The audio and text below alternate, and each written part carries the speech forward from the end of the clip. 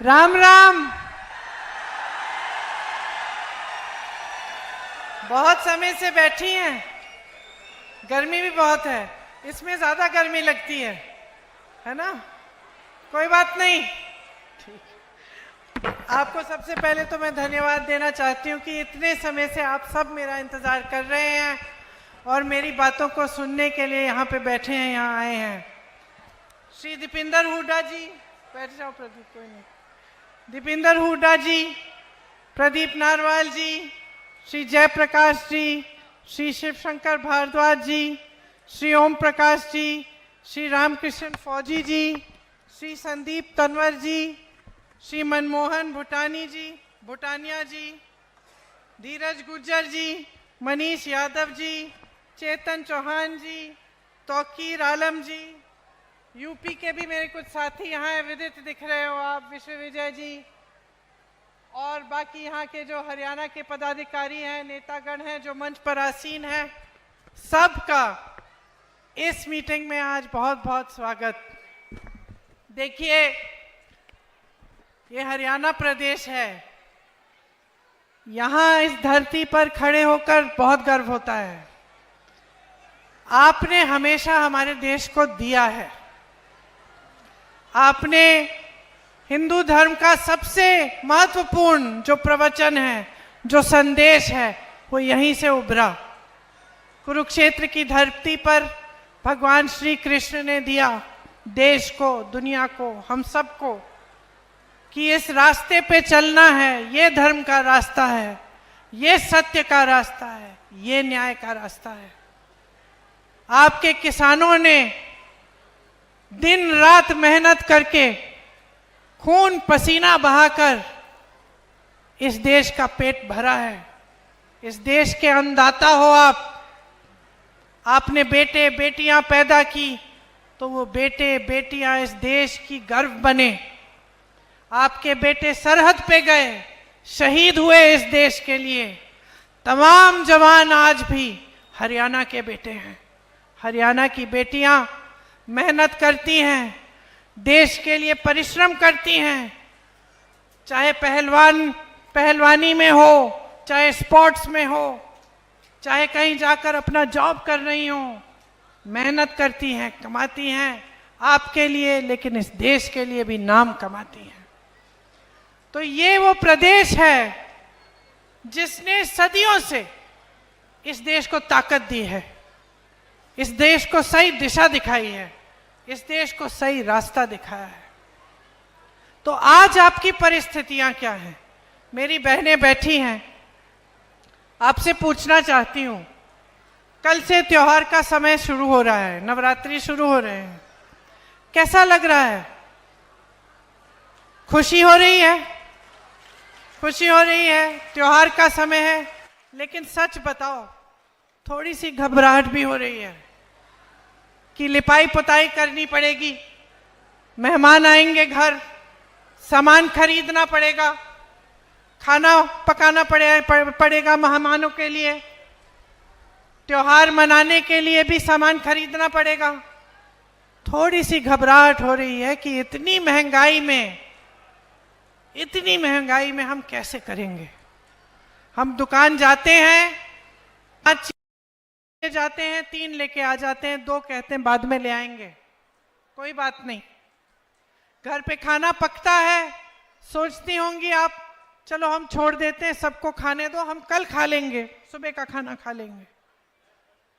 महंगाई से आप मुसीबतों से घिरे हुए हो, महंगाई की वजह से। अब आप मुझे बताओ, इतनी सारी समस्याएं हैं, आप बच्चों को पालती हैं, पोसती हैं, बच्चा बड़ा होता है, स्कूल की फीस भरनी होती है, बीमार पड़ जाता है, डॉक्टर के पास ले जाना है इलाज करने के लिए। तो आज जो आपकी परिस्थितियां हैं, उसमें जब जब ऐसी मुसीबत आती है तो डर लगता है कि नहीं? परेशानी होती है कि नहीं? घबराहट होती है कि डॉक्टर के पास ले जाना है, डॉक्टर को हम पैसे कैसे देंगे? दवाई खरीदनी है, इलाज कराना है, कैसे कराएंगे? इस तरह से यहाँ पे तमाम नौजवान खड़े हैं। जो नौजवान है हाथ उठाओ जरा, और मुझे बताओ आपको 10 सालों में कितनों को रोजगार मिला है? नहीं मिला है। आप में से कितने ऐसे नौजवान हैं जिन्होंने भर्ती के लिए पेपर किए हैं? ट्यूशन की फीस देनी पड़ी, माँ बाप को ट्यूशन के पैसे इकट्ठे करने पड़े। आपको मालूम होगा हरियाणा में 30 पेपर लीक हुए हैं, 30। और इसमें क्या होता है, आप पेपर देते हो, पेपर लीक होता है, आपकी भर्ती नहीं होती। आप सोचते हो चलो मैंने पेपर दे दिया, आज नहीं तो कल भर्ती तो होनी है, कहीं और एप्लीकेशन नहीं देते हो। समय गुजरता रहता है, महीने गुजरते हैं, साल गुजरते हैं, आपकी भर्ती नहीं होती, आपको रोजगार नहीं मिलता। रोजगार नहीं मिलता तो नौजवान क्या करता है? भटकता है। आज अगर हरियाणा में ड्रग्स की समस्या है, चिट्टे की समस्या है, तो किस लिए है? क्योंकि बेरोजगारी इतनी हो गई है। और ड्रग्स की माफियाओं को संरक्षण देने वाले कौन हैं? भाजपा की सरकार देती है। आपको बेरोजगार बनाने वाले कौन हैं? भाजपा के नेता हैं जो स्कैम पे स्कैम कर रहे हैं। पूरी लिस्ट है स्कैमों की, जहां आप देखें वहां पे घूस या स्कैम। और आपके लिए कैसी स्कीम लाते हैं मोदी जी और उनके नेता? अग्निवीर जैसी स्कीम कि जाओ शहीद हो जाओ देश के लिए, सरहद पे जाओ, लेकिन अगर शहीद हो जाओगे तो तुम्हारे माँ बाप को पेंशन नहीं मिलेगा, तुम्हें शहीद का दर्जा नहीं मिलेगा। 4 सालों के लिए जाके घर वापस आ जाओ, 4 साल के बाद फिर से बेरोजगार बन जाओ। ये तोहफा मिल रहा है आपको अपनी वफादारी के लिए और इस बात के लिए कि आपने अपने बेटों को शहीद किया इस देश के लिए। ये मिल रहा है आपको। यहाँ के किसानों को देखिए, यहाँ मेरे किसान भाई भी होंगे, किसान बहन भी होंगी, दिन रात मेहनत करते हो। एमएसपी मिलती है? एमएसपी तक नहीं मिलती। मोदी जी ऐसे कानून लाते हैं जिससे उनके बड़े बड़े उद्योगपति मित्र अडानी जी, अंबानी जी का ही फायदा होता है। वो कानून कैसे थे? वो कानून ये था कि अगर कोई बड़ा उद्योगपति आकर आपकी जमीन ले ले तो आप मुकदमा भी नहीं लड़ सकते, सिर्फ डीएम के पास फैसला होगा आपका। बताइए, बड़ा उद्योगपति, इतनी शोहरत, इतने पैसे, इतने साधन, और आप जाकर डीएम के पास जाएंगे उनसे लड़ने के लिए अपनी ही जमीन के लिए? ये थे कानून। ये कानून लाने का काम कौन कर रहा था? मोदी जी कर रहे थे, भाजपा के नेता कर रहे थे। आप जहां जहां देखे हरियाणा में आपके साथ अन्याय हुआ है, आपके अधिकारों को दबाया गया है। मेरी बहनें कुछ खरीद नहीं पाती, त्योहार है खुशी से मना नहीं पाती, घबराहट होती है हर चीज के लिए। मेरे किसान भाई मेहनत करते हैं दिन रात, कमा पा रहे हैं क्या? बताइए, आपकी कमाई पूरी हो रही है कि नहीं? नहीं हो रही है। 10 सालों से इनकी सरकार, कमाई किसी की पूरी नहीं हो रही है। किसानों की नहीं हो रही है, छोटे दुकानदारों की नहीं हो रही है, नौजवान तो कमा ही नहीं पा रहे, नौकरी ही नहीं मिल रही है। जवान सरहद पे जा रहे हैं, घर पैसा भेजते हैं, वो भी पूरा नहीं हो रहा है, पेट भर नहीं रहे हैं, भविष्य उज्जवल नहीं हो रहे हैं। तो आप ये उम्मीद रख रहे थे इनसे जब आपने सरकार चुनी, जब भाजपा को आपने अपना वोट दिया 2-2 बार, तो क्या आपने ये सोचा था कि इस तरह की लूट मचेगी, कि इस देश के सारे बंदरगाह, इस देश के सारे हवाई अड्डे, सारी बड़ी बड़ी सड़कें, सारे बड़े बड़े उद्योग जहां से आपको रोजगार मिलता था, वो सब इन्हीं उद्योगपतियों को दिए जाएंगे? कि इस देश की जमीन चाहे गुजरात में हो चाहे कहीं भी हो, 1 रुपए के दाम पर इनको दी जाएगी? क्या आपने ये सोचा था? आप सोच भी नहीं सकते थे, हम खुद सोच नहीं सकते थे। हम इनके विपक्षी दल के नेता हैं, इनके खिलाफ हैं, लेकिन हम भी नहीं सोच सकते थे कि इस देश के साथ इतना बड़ा विश्वासघात होगा कि चाहे वो सैनिक हो, चाहे वो किसान हो, चाहे महिला हो, चाहे नौजवान हो, सबके साथ धोखा किया है। और बड़े बड़े मंचों पर आकर रोज रोज आपसे वादे करते हैं जो पूरे नहीं करते। नई नई स्कीम निकालते हैं जिससे आपको लूटा जाए।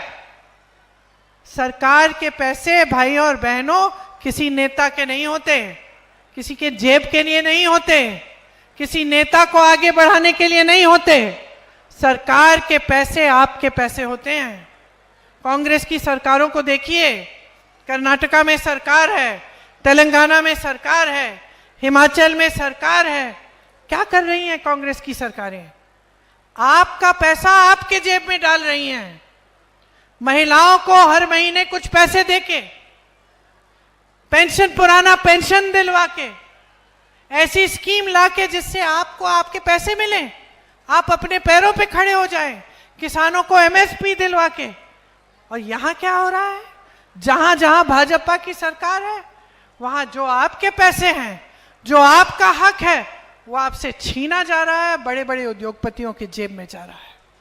बड़े बड़े उद्योगपतियों की आप शादियां देखिए, किस तरह से जश्न मना रहे हैं। इतने बड़े बड़े गहने, समझ में ही नहीं आता कि कहां से आते हैं इतने सारे पैसे। और यहां आप अपने बेटों की शादी करनी होती है, बेटी की शादी करनी होती है, तो क्या करते हैं आप? आपको कर्ज लेना पड़ता है और जिंदगी भर मेहनत करते रहिए। आजकल इतना लगता है कि कर्ज नहीं चुका पाएंगे। तो आप मेहनत करें, आप पसीना बहाएं, आप खून बहाएं और आपसे लूटा जाए। बड़े बड़े उद्योगपति फूले फले। मैं ये नहीं कहती हूं कि उद्योगपतियों की जगह नहीं है, इस देश में उनकी भी जगह है। हाँ, बनाएं, फैक्ट्री बनाएं, उद्योग बनाएं, रोजगार दिलवाएं, देश को आगे बढ़ाएं। लेकिन ये तो गलत बात है ना कि 16 लाख करोड़ रुपए, इतने हैं कि मैं भूल जाती हूं कि लाख है कि हजार। 16 लाख करोड़ रुपए कुछ गिने चुने उद्योगपतियों के माफ हो जाते हैं, माफ हो जाते हैं बहनों और भाइयों। लेकिन जब किसान कर्ज उठाता है तो अपने उद्योग को बड़ा करने के लिए नहीं उठाता कि मेरी 10 फैक्ट्रियां हैं, चलो मैं एक और खोल लेता हूं। जब किसान कर्ज उठाता है, कर्ज लेता है, तो वो अपनी बेटी की शादी के लिए लेता है, अपनी मां के इलाज के लिए लेता है, अपने बेटे के फीस भरने के लिए लेता है। उसका कर्ज माफ नहीं होगा। उसका कर्ज माफ करने की बात होती है तो ये लोग कहते हैं पैसे नहीं है। पूरी मीडिया से कहलवाते हैं कि ये कांग्रेस पार्टी जैसी स्कीम है। ये लोग कहते हैं कि कर्ज माफ करेंगे, ये लोग कहते हैं कि आपको पैसे दिलवाएंगे, ये लोग कहते हैं कि महिलाओं को हर महीने कुछ देंगे। झूठ है, पैसे ही नहीं है इसके लिए। तो मैं इनसे पूछना चाहती हूं, अगर पैसे नहीं हैं, अगर हमारी स्कीमों के लिए पैसे नहीं हैं, अगर किसानों के कर्ज माफ करने के लिए पैसे नहीं हैं, अगर महिलाओं को पैसे देने के लिए पैसे नहीं है सरकार के पास, तो आपने इतने बड़े बड़े उद्योगपतियों के लाखों करोड़ रुपए माफ कैसे कर डाले? इसका जवाब नहीं है इनके पास। बहनों और भाइयों, यहां पे आपकी तमाम समस्याएं हैं। आप चाहते हैं कि आपको उपमंडल का दर्जा मिले, कि यहाँ की जो सुंदर नहर है इसमें से इसका जो पानी का टाइम है ये बढ़े, ताकि आप अपनी सिंचाई करा सके खेतों की अच्छी तरह से। लेकिन कुछ नहीं हो रहा है आपके लिए। यहाँ पे सिर्फ परेशानियां ही बढ़ती जा रही हैं। भाजपा ऐसी स्कीम लाती है जिसमें फैमिली का आईडी कार्ड है। अब मैं मिली थी कुछ परिवारों से, कह रहे थे सबका नाम लिखना है आईडी में, और लिखते लिखते एक छोटी सी गलती हो गई तो उसको बदल नहीं सकते, फिर कहते हैं ये काम ही नहीं करेगा। और दूसरा, परिवार में जितने भी सदस्य हैं सारे सदस्यों के नाम लिखने हैं, आमदनी लिखनी है। कई ऐसे परिवार हैं जिसमें मान लो महिला नौकरी नहीं कर रही है, उसकी आमदनी नहीं है, उसके लिए 10,000 रुपए लिख दिए और जोड़ के पूरे परिवार की आमदनी बढ़ा दी। अब जब वो बेचारी महिला गई अपने बच्चों की भर्ती कराने सरकारी स्कूल में, कह दिया कि नहीं कर सकते, क्योंकि देखो तुम्हारा ये आईडी कार्ड है, इसमें तुम्हारे परिवार की आमदनी बहुत ज़्यादा है, तुम्हें ये मुफ्त शिक्षा नहीं मिल सकती। तो बेचारी के बच्चे बैठे हुए हैं घर पे, स्कूल नहीं जा पा रहे हैं। नौकरी का एप्लीकेशन भरना हो, कहते कि भाई तुम्हारे परिवार की आमदनी बहुत ज़्यादा है, तुम्हें नौकरी नहीं मिल सकती, तुम एप्लीकेशन ही नहीं भर सकते सरकारी नौकरी का। तो ये क्या बातें हो रही हैं? हर स्तर पर आपके साथ गलत हो रहा है। और ये जो बातें हैं, जो गैस सिलेंडर का दाम है, किस तरह से आप फीस भर रहे हैं, किस तरह से बच्चों की शादियों के लिए कर्ज लेना पड़ रहा है, किस तरह से खेती से कमाई नहीं हो रही है, बड़ी मुश्किल से थोड़ा बहुत कमाया जा रहा है। आपको लग रहा है कि मोदी जी, खट्टर जी, यहाँ के मुख्यमंत्री जी ये बातें समझ भी रहे हैं? वो जान रहे हैं कि ये मुसीबतें हैं आपकी? मुझे नहीं लगता, क्योंकि अगर जान रहे होते तो ये फैमिली आईडी वाली स्कीम नहीं निकलती, ये अग्निवीर जैसी स्कीम नहीं निकलती, ये हमारे सारे बंदरगाह, हमारे सारे एयरपोर्ट, हमारी सारी ज़मीनें जो देश की हैं वो अपने बड़े बड़े उद्योगपति मित्रों को नहीं देते। अगर जानते तो कम से कम कोशिश तो करते कि किसी न किसी तरह से मदद करते आपकी। तो या तो जान ही रहे हैं, या फिर इनकी नीयत ठीक नहीं है, या फिर इनकी नीयत यही है कि जनता को लूटो, देश आगे बढ़े ना बढ़े, जनता आगे बढ़े ना बढ़े, बस हमारी सत्ता रहनी चाहिए। और चुनाव के समय जाति के नाम पर, धर्म के नाम पर जनता को बांट दो। यही एक काम उन्होंने किया है इस देश में, जनता को बांटा है। जनता को जातियों में, धर्मों में बांट बांट कर, फूट फैलाकर, आपसी नफरत फैलाकर यही काम किया है। मेरे ख्याल से इन्होंने कभी संघर्ष देखा ही नहीं है, कभी दुख झेला ही नहीं है। जिस तरह से आप रोज झेल रहे हैं, जिस तरह का आप दर्द रोज झेलते हैं, देखते हैं, एक रोटी को बनाने के लिए, खाने के लिए, वो इतनी सी कमाई के लिए जितना संघर्ष आप कर रहे हैं, मुझे नहीं लगता इन लोगों ने किया है। अभी मैं विनेश जी के यहाँ से आ रही हूँ, जहाँ विनेश लड़ रही है, गर्व से मेडल लाई इस देश के लिए। क्या किया उसके साथ? क्या किया? जब संघर्ष कर रही थी, न्याय मांग रही थी, तो मुंह फेर दिया। जब मेडल लाई तो घर बुलाया, चाय पिलाई, फोटो खिंचवाई अपने साथ मोदी जी ने। जब उसने कहा मेरे साथ अन्याय हो रहा है, मुंह फेर दिया। मोदी जी की पुलिस उसको खींचती है, उसके बाल नोचती है, उसकी पिटाई करती है उसकी। वो लड़की जिसने इतनी मेहनत की इस देश के लिए, इस प्रदेश के लिए, और जब जब चुनाव आता है फिर ये लोग फिर से बदल लेते हैं, बदल देते हैं, सारी बातें बदल देते हैं, अपना भेष बदल देते हैं। तो आप समझिए आपके साथ क्या हो रहा है। आप समझिए कि बदलाव की शक्ति आपके हाथों में है। आज अगर आप एक ऐसी सरकार चाहते हैं जो आपके लिए काम करे, तो आप आसपास देखिए, मेरी बातों पे भी मत जाइए, देखिए कि संघर्ष करने वाला कौन है। ये दीपिंदर जी बैठे हैं, जानती हूं अच्छी तरह दीपिंदर जी को, मैं सालों से देख रही हूं। और ये मत समझिए कि सिर्फ इनकी बातों पे मैं कह रही हूं, मैं पूछती हूं लोगों से, हरियाणा से कोई आता है मैं पूछती हूं, दीपिंदर जी मिलते जुलते हैं लोगों से, गांव में जाते हैं, संघर्ष करते हैं, मेहनत करते हैं, हमेशा यही पता चलता है कि मेहनत करते हैं, कि इनका घर, इनके दरवाजे आपके लिए 24 घंटे खुले रहते हैं। ये प्रदीप नरवाल जी हैं, प्रदीप नरवाल जी हैं, मेरे साथ बहुत काम किया है यूपी में। और देखिए जो मेरे साथ काम करता है वो 24 घंटे काम करता है, मैं नींद सोने ही नहीं देती, 3 बजे तक 4 बजे तक काम करते हैं, फिर से 7 बजे सुबह उठो चलो काम पे। सारे बैठे हुए हैं, सब जानते हैं, आपको बताएंगे। तो मेहनती लड़का है, संघर्ष किया है इसने भी, साधारण परिवार का लड़का है। हाँ, आपको नया नया लगता होगा, लेकिन आपके हर गली में आएगा। मैं जानती हूँ, इस चुनाव के दौरान भी आया होगा, गांव गांव तक पहुंचा होगा।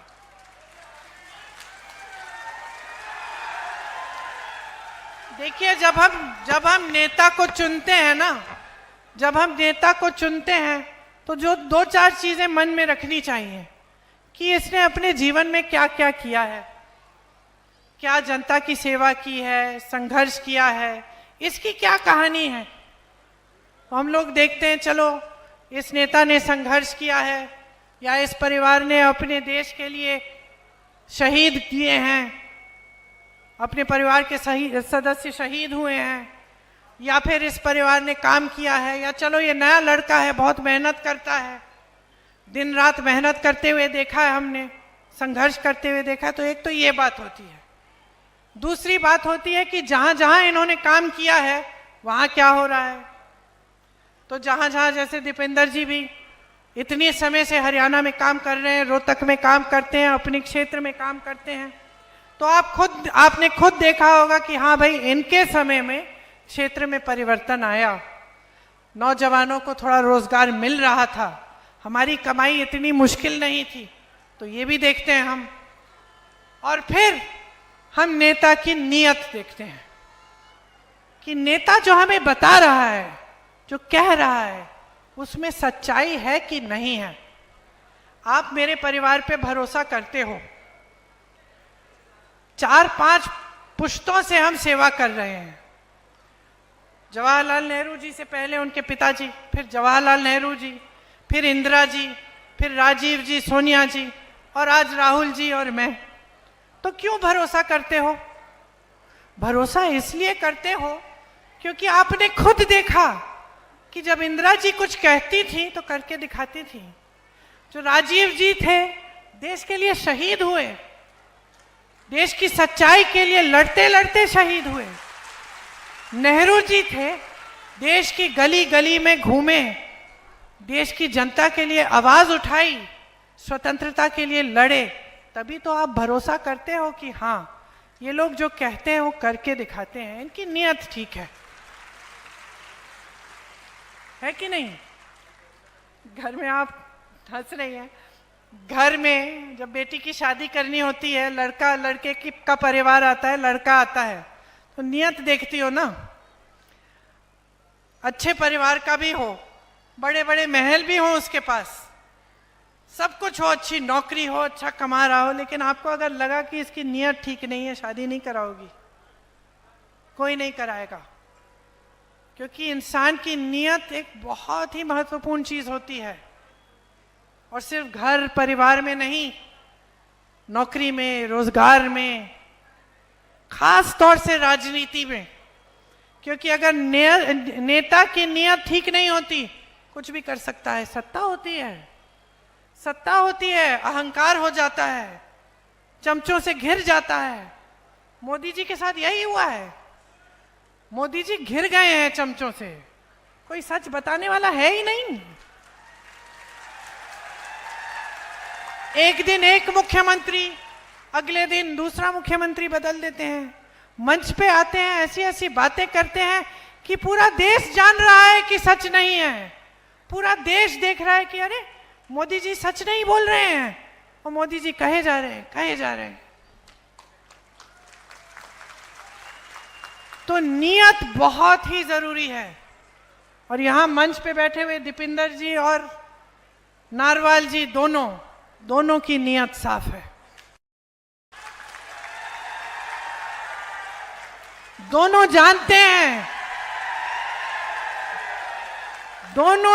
हैं कि राजनीति का मतलब है सेवा, राजनीति का मतलब है समर्पण, राजनीति का मतलब है कि हमारा भगवान सिर्फ एक है, ये देश है, इस देश की जनता है, आप ही भगवान हो हमारे।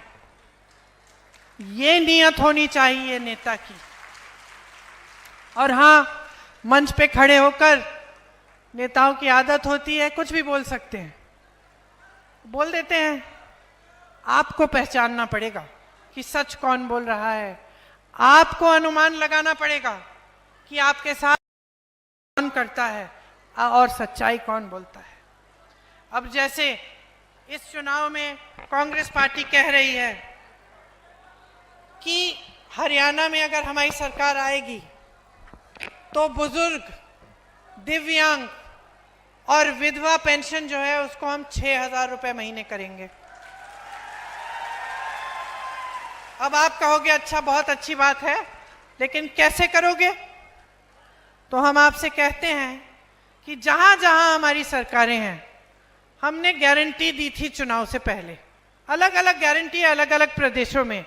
कहीं पे महिलाओं के लिए हर महीने कुछ पैसे, कहीं पे स्वास्थ्य की सुविधाएं हैं। किसी को भी फोन लगा लीजिए उस प्रदेश में, पता करिए कि वाकई कांग्रेस पार्टी के जो ये गारंटी थी कांग्रेस पार्टी कर रही है कि नहीं, और आपको पता चलेगा कि करके दिखा रहे हैं हम। तो इसका मतलब है कि जो हम इस मंच पे कह रहे हैं वो भी हम करके दिखाएंगे। मेरी बहनें यहाँ बैठी हैं। बहनों देखो, चाहे गांव की महिला हो चाहे शहर की महिला हो, हम सबसे ज्यादा मेहनत करते हैं।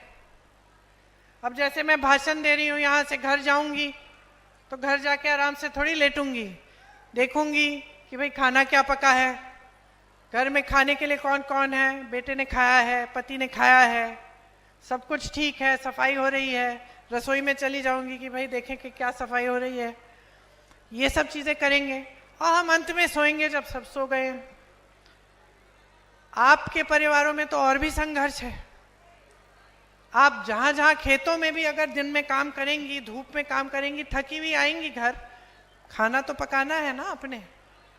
बच्चा बीमार है, देखभाल तो आपने ही करनी है, सबको खिलाना है, सबकी जब सब अच्छी तरह से आराम कर रहे हैं तभी आराम करोगी। लेकिन आपकी इस मेहनत को पहचानने वाला कोई नहीं है। वो बाहर जाके 12 घंटे काम करोगे, कमा लोगे, घर में 12 घंटे काम करोगे, कमाई नहीं है। कमाई में हमें प्यार मिलता है, परिवार वालों का आदर मिलता है।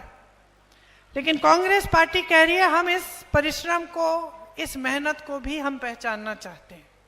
तो जो गृहस्थ महिला है, हम हर महीने उसको 2,000 रुपए देना चाहते हैं,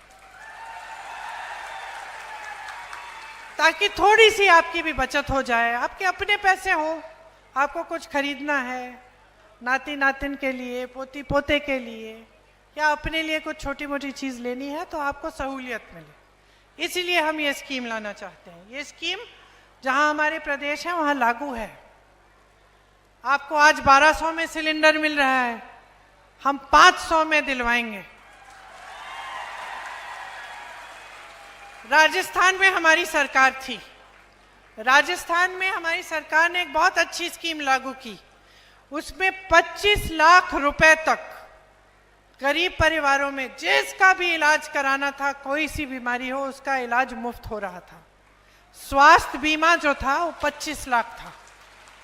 लोगों के हार्ट के ऑपरेशन, किडनी के ऑपरेशन, बड़ी बड़ी कैंसर जैसी बीमारियां, उनका सब का इलाज हो रहा था, एक पैसा नहीं देना पड़ा। सिर्फ जो रजिस्ट्रेशन भरने का पैसा था 100-150 रुपए, वही जा रहा था। वो स्कीम हम हरियाणा में भी लागू करना चाहते हैं। 300 यूनिट बिजली अगर हमारी सरकार आएगी तो आपको 300 यूनिट बिजली मुफ्त में मिलेगी। जो बेसिक शिक्षा और स्वास्थ्य की सुविधाएं हैं वो आपको मुफ्त में मिलेंगी। गरीब परिवारों को 100 गज का प्लॉट और 2 कमरे का मकान मिलेगा। और मेरे भाई हमेशा कहते हैं जहां जहां जाते हैं, 8000 किलोमीटर की यात्रा की है उन्होंने देश भर में, सबके पास गए हैं, बढ़ाइयों के साथ काम समझने के लिए, किसानों के साथ खेती को समझने के लिए, महिलाओं के पास गए हैं कि आपकी क्या समस्याएं हैं, जो ट्रक चलाते हैं उनसे बात की है, जो टैक्सी चलाते हैं उनसे बात की है, जो कुरियर का काम करते हैं, जो छोटे मोटे कारोबार करते हैं उनसे बात की, सबसे समझने की कोशिश की कि आपकी समस्याएं क्या है। और उन्होंने कहा और समझा कि आज भी हमारे देश में बहुत अन्याय है। तो उन्होंने सोचा कि देखिए, जाति जनगणना होनी चाहिए, और ये तय किया है कि हमारी सरकार आएगी हरियाणा में तो जाति जनगणना करेंगे, हम करवाएंगे। क्यों? ये जानने के लिए कि किसकी कितनी कितनी आबादी है, क्या उसकी आबादी के तहत या जो उसकी क्या क्या समस्याएं हैं उसके तहत उनको सुविधाएं मिल रही हैं कि नहीं, क्या जो सरकारी स्कीमें हैं वो वहां तक पहुंच रही हैं कि नहीं, क्या आरक्षण है सबको मिल रहे हैं कि नहीं।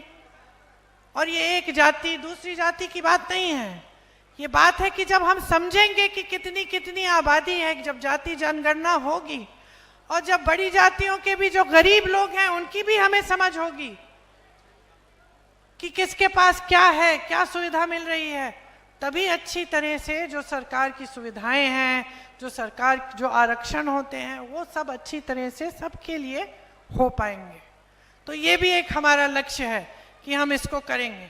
क्योंकि जैसे मैं कह रही थी, भाई कहते हैं कि बड़े बड़े उद्योगपतियों को आप देखिए, बड़ी बड़ी मीडिया के जो कॉरपोरेट जो कंपनियां हैं उनको आप देखिए, जो बड़े बड़े अधिकारी हैं जो इस देश में सारे बड़े निर्णय लेते हैं, उनको आप देखिए, तो उनमें 90% से ज्यादा आपको ये दिखेगा कि जो ओबीसी हैं, जो दलित हैं, जो एसटी हैं, उनका प्रतिनिधित्व नहीं है।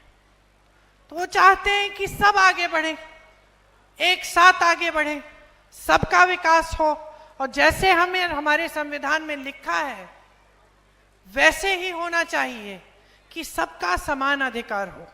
इसीलिए सबको एक वोट दिया गया है संविधान में। और आज भाजपा के नेता, बड़े से बड़े नेता मोदी जी की तरह, उनके मंत्रियों की तरह पिछले चुनाव में क्या फैलाने लगे कि संविधान को बदलेंगे, कि उनको सत्ता फिर से मिलेगी तो संविधान को बदलेंगे। इसका मतलब है कि आरक्षण को कम करेंगे, इसका मतलब है कि ये जो सारी लैटरल एंट्रियां हैं वो बढ़ेंगी। जैसे सेना में अग्निवीर करना चाहते हैं, उसी तरह से अलग अलग उद्योगों में ठेकेदारी पे काम दे रहे हैं, ताकि आपको पूरी सुविधाएं नहीं मिले, आपको आरक्षण नहीं मिले।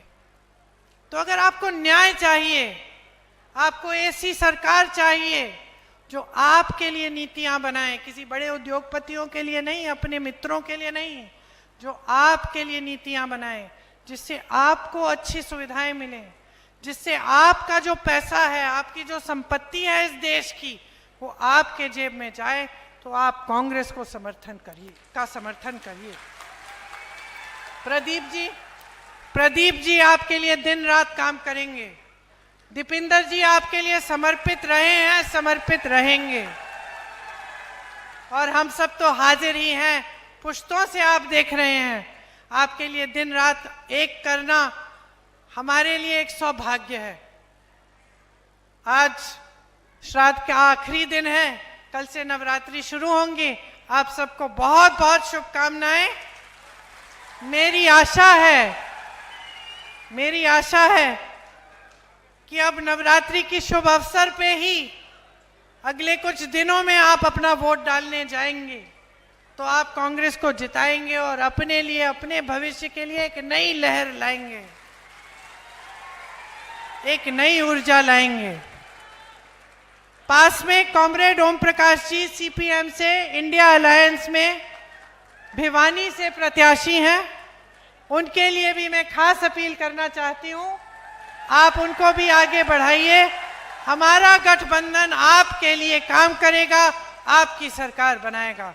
बहुत बहुत धन्यवाद।